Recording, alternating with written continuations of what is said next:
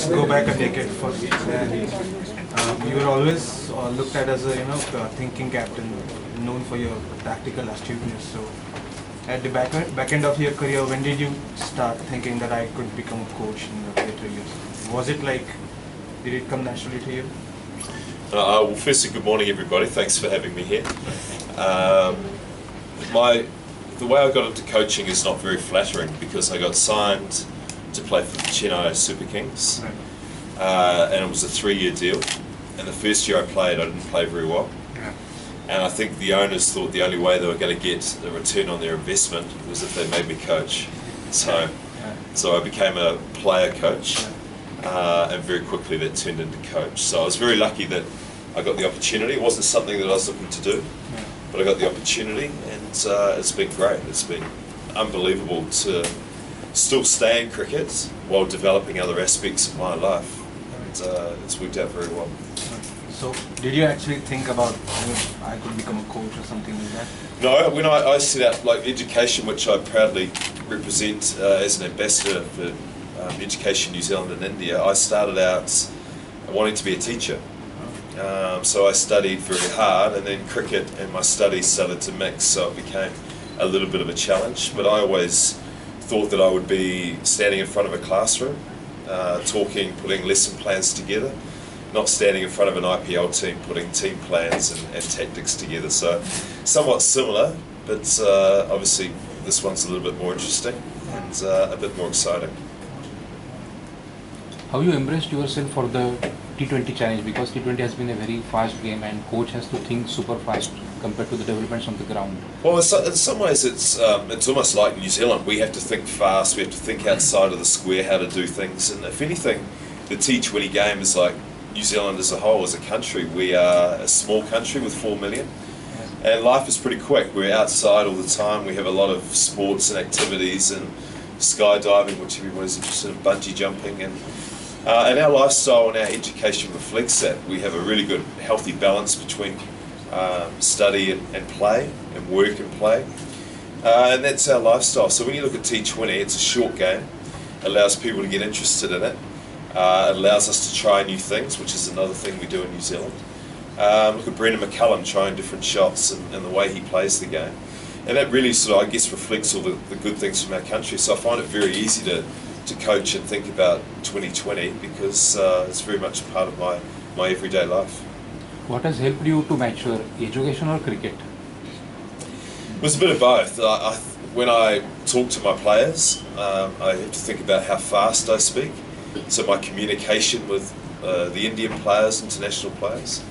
Australian players, we don't like them that much, so New Zealanders we have to speak very slowly because they're not the brightest. There's a lot of things. Putting together a coaching session, for example, is all about planning. I've got 25 players at the moment. That's like the size of a classroom for New Zealand. So I've got to put together a plan for each of those players, what they're going to do in a 3 to 4 hour period. So there's a lot of similarities and synergies between what I learned in my education and now what I'm putting into practice. Yeah, there's a lot. The coordination between the coach and captain plays a vital part in winning the dressing room, as to say. So you've been working with MS Dhoni throughout your coaching career almost now, with CSK and now with Pune. So how would you sum up working with MS Dhoni? Well, it's very good. It's only 2 months a year, so it's a challenge, a different challenge. But the beauty of working with him for 9 years is that we know each other very well. And so I can let him go out onto the field, make decisions and do what he needs to do. Excuse me. And then he trusts me behind the scenes where I can coach the players, do the practice sessions and the meetings. So we've got a really nice relationship that's built over time and about trust. So that relationship is vitally important for any team. And the more you work on it, the more time you spend together, the better it becomes. Would you like to extend that to the Indian team as well? Yeah, I would, but my only problem is I've got 3 young children. So to coach India is almost 12 months a year. At the moment I'm doing 2 to 3 months, and that's perfect. I get the best of both worlds. So that's my challenge, but to be talked about to coach the Indian side is flattering, and maybe something in the future to look at. So nothing as of now, nothing concrete? Nothing concrete. It has taken almost 3 weeks for Pune team to play first home match. So, what are the plus and minus of these developments? Well, the minus is we haven't had a chance to get a home game. It's the first time tomorrow night for all of us to play a home game at Pune. So, if anything, tomorrow is still like an away game. We're trying to learn about the pitch conditions, everything about the ground that's important, because we need to win our games at home. Being away and winning away is becoming quite tough. So, from a coach, my learnings are about trying to pick up all the different conditions and make sure we pick the right team. And tomorrow is going to be no different. At this point of time, what is the best team you will look for? Best opponent?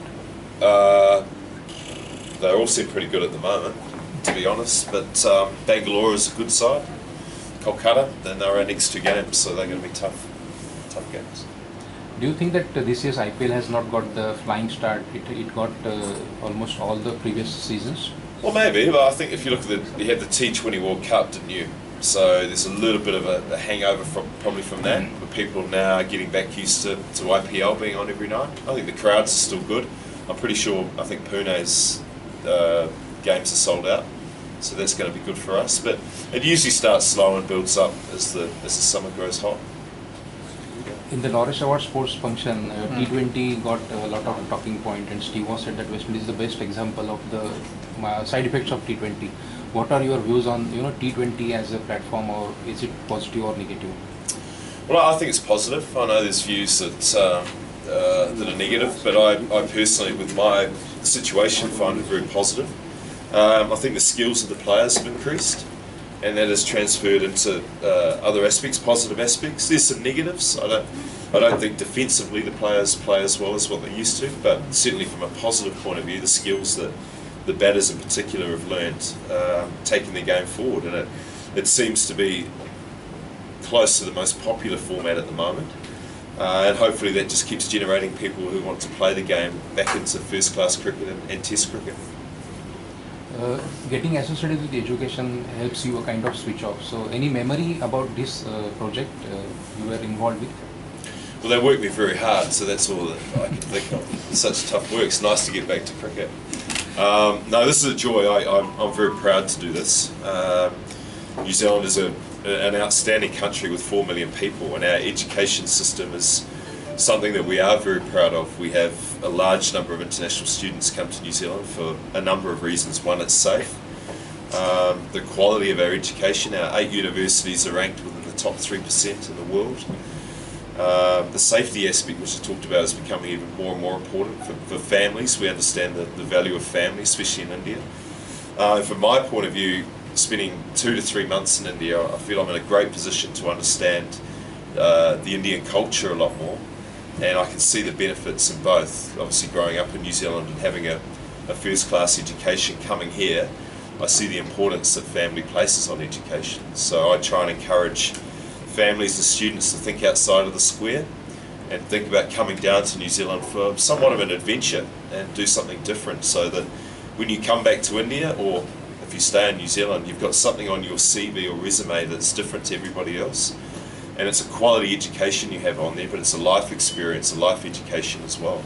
I think sometimes you can get too caught up in textbook rote learning studies, where life is about learning and experiencing new things, as well as getting degrees and numbers and letters beside your name. So I really try to encourage people to think outside of the square, and not just the usual destinations, the Americas, England for example. Come down to New Zealand, where it's a great way of life.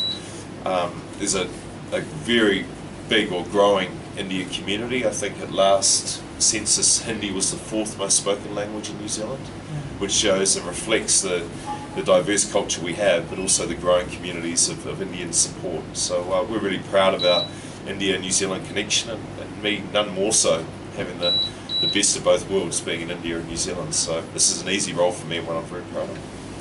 Apart from teachers, parents and teachers are the say elements who mold the child. Who are the teachers that impressed you to become what you are today? Well, any teacher that gives their time. Teachers are there obviously for a purpose, but the best teachers I had gave more than just the classroom. They would teach me at sports, or they would spend time at a school camp, and they would commit basically their life to educating. And I had a number of those teachers, some in cricket, some outside of cricket, but I was very grateful that they would give their time to help me become better. And anyone who does that, I think, is a very special person, and that's why teaching and education is such a special thing.